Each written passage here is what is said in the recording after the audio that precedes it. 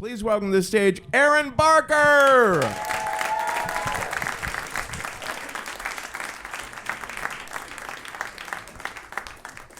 Hey, everybody. So do y'all know that feeling like when you really have to pee, like really bad, it's like so bad you can't make it to the end of Avengers Infinity War, you have to go now? That feeling? Can you imagine with me, if you will, this feeling, except it's 10 times worse, and it doesn't go away for 3 months. That's where I was at when I was 24, and I was walking into my appointment with a specialist in urology. And what he told me, unlike all of the other doctors that I'd seen before him, was that I didn't have just a really bad bladder infection. I had 2 rare chronic conditions called interstitial cystitis and vulvodynia. And having those things meant that 4 things were going to be very painful for me for the foreseeable future, and might always be painful for me because the medication to treat these illnesses takes a long time to heal you, years, if it works at all. And those 4 things, I'm very sorry to tell you, were alcohol. It's one. Caffeine. Yeah, that one hurts. Caffeine always gets a bigger reaction than alcohol for some reason. And the third one was pants. I was not going to be able to wear pants without being in a lot of pain. And the fourth one was, and this is the one that really hurts, y'all, sex. To which I, of course, responded, oh, just those 4 things? Just the 4 things that make life vaguely livable? Cool. No problem. And as I'm sitting there shell-shocked, he hands me 2 business cards. And one of them is for a vaginal physical therapist, which is it's too weird for me to even think about. And the other one is for a vaginal surgeon, which just sounds like a nightmare. And he tells me that if the medication doesn't help, these things might be options for me to pursue. And I walk out of this office just feeling just totally shell-shocked and terrified, but also mad. Because what the fuck, medical science? Like, we can put a man on the moon, but we don't know anything about the human vagina? Like, let's reprioritize. Maybe start on the ground and work our way up. And so I do what every New Yorker does at some point, which is I cry all the way home on the subway. Nobody talks to me, which is perfect. Because what is really bothering me, if I'm honest, is the fact that I just know that my boyfriend of 3 years, Justin, is not going to stick around for this. Because who really wants to sign up for an indefinitely sexless relationship? Not a lot of people. Not even really good people. Not even someone who sees every Jason Statham movie ever made with you. Or bakes you a funfetti cake every year on your birthday. Or once cleaned you up after you shit your pants and barfed all over Kroger's grocery store. All of which being things Justin may or may not have done for me over the years. And so I just knew that eventually, even though he was so supportive, he was going to get sick of it. And my gynecologist would always try to cheer me up by giving me some encouraging advice at the end of our appointments, but it always just kind of made me more depressed. There's really nothing like having your 60-something gynecologist remind you that heavy petting and oral sex play can be just as enjoyable as vaginal penetration. Thank you, Doc. Also, no. But aside from that, I also felt like I was losing a part of my identity because I am a blue jeans and beer type of girl. I'm not a skirts and chamomile tea type of girl. And so for a while, I tried to hold on to my old habits. I would still order beer when we went out. I would just spit it back into the bottle instead of swallowing, which it turns out is kind of a turnoff for some people. And I would still wear pants every day to work, but I would just like undo them under my desk to make it less painful. And I thought, this is fine. As long as I always remember to zip it back up before I get up, everything will be fine. Until, of course, one day I didn't. And I ended up face to face with my boss's boss in the hallway with my pants hanging wide open. My favorite part of this story is that I never explained myself. I kind of just let that one lie.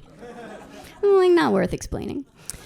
There were times when I felt like I should explain to my coworkers what was going on with me, but I just couldn't see myself going through the whole explanation with them. Like, you see, Carl, my bladder doesn't produce lining on its own anymore, and the inflammation irritates my vagina.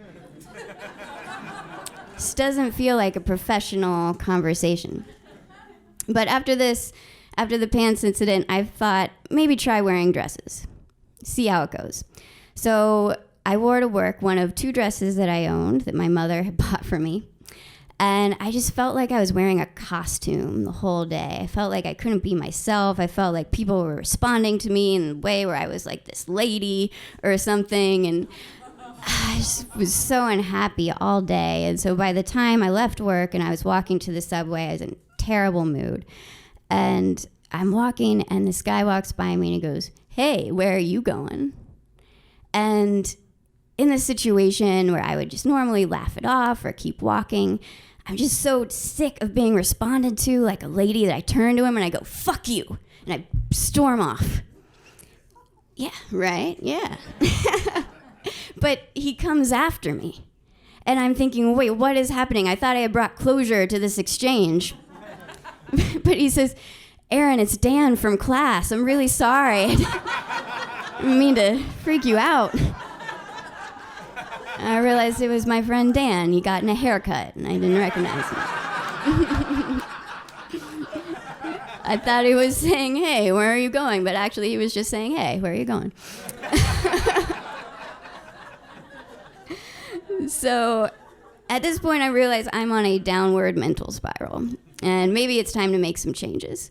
So I start talking to people about my condition for the first time, and my boss is actually really cool about it. He lets me start working from home some days, and I take those 2 business cards out of my wallet, and I think it has been a year.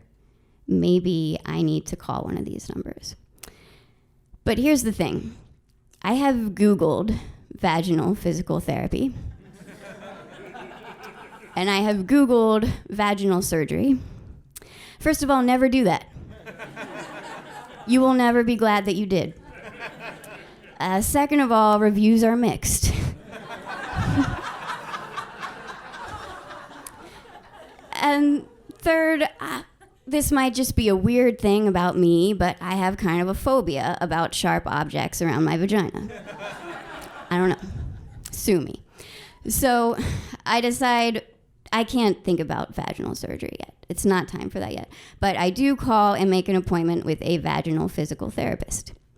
And in case you are not lucky enough to be familiar with vaginal physical therapy, basically is what happens is the physical therapist reaches up in there and massages your vagina from the inside for a while to stimulate blood flow. So a few times a week, I would go into this office and have a casual chat about current events with a lady whose entire hand is in my vagina, which is totally normal. And she had these things called dilators that I had to take home with me to do exercises at home. Dilators are basically medical dildos. She didn't like when I called them that, but that's what they are. Just imagine a dildo that has been like made to look as much not like a dick as a dildo can look, like a robot dick. And she displayed to me a range of sizes of dilator, and she said, "Pick the one that is the closest to the size of your boyfriend's dick, and we're gonna work our way up to that after starting with the extra small size." So, to respect his privacy, I will not tell you what size I selected. I will tell you it was not the extra small. And I started working on this, and I was really dedicated, and I was doing the work. And after a while between that and the medicine, I started to make some progress.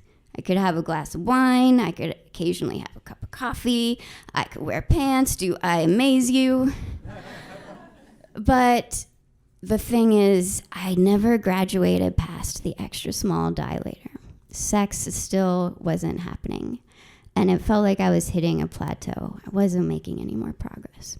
So I sat my boyfriend Justin down and I told him, I understand if you don't want to do this anymore. You're in your 20s. You deserve to have a normal sex life. It's been 2 years at this point. And he looked at me and he said, Erin, we've been together for years. I love you. I'm not going to leave just because things are hard. Yeah, right? It's pretty sweet. And it meant a lot. It really did. But there was a part of me that just really didn't believe him, that thought surely he will get sick of this eventually, and then we'll break up, and then I'll, start dating in New York City with a broken vagina? Like, on what date do you bring that up? Do you have that conversation? Is that a first date thing that you share that, or is it more appropriate to wait until the third date? I don't know. The etiquette alone is overwhelming to me. And I didn't want to date anybody else. There was nobody else like Justin. There was nobody else who cared as much about Jason Statham as I did, and I already knew that. So as the years went by, 2 years became 3 years, became 4 years, I was still in that doubt and that fear until one day we were doing a show kind of like this one, and at the end Justin got down on one knee and he proposed to me.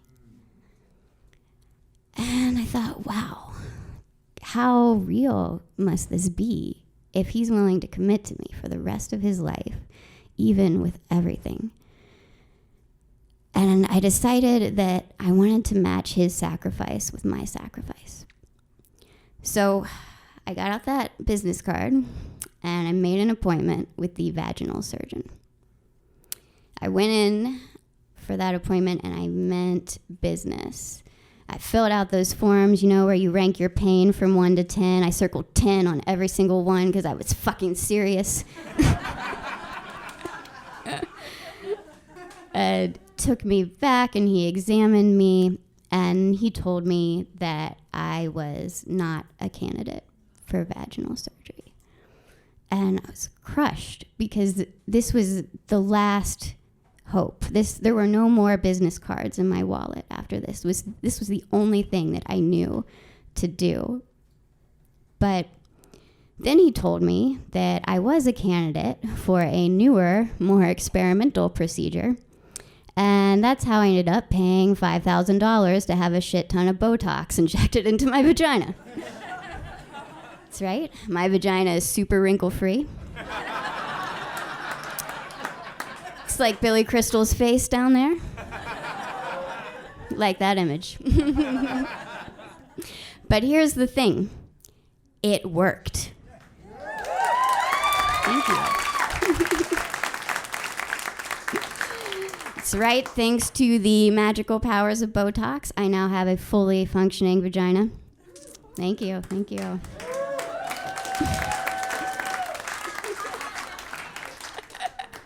In fact, not to brag or anything, but it functions on a pretty regular basis. And Justin and I have now been married for 5 years. Thanks. And even though I really hope science gets its act together and uncovers the medical mystery of the human vagina, and I wouldn't wish this experience on anybody else, it really meant a lot this summer to sit and watch Hobbs and Shaw next to a person who I knew loved me unconditionally. Thanks, everybody.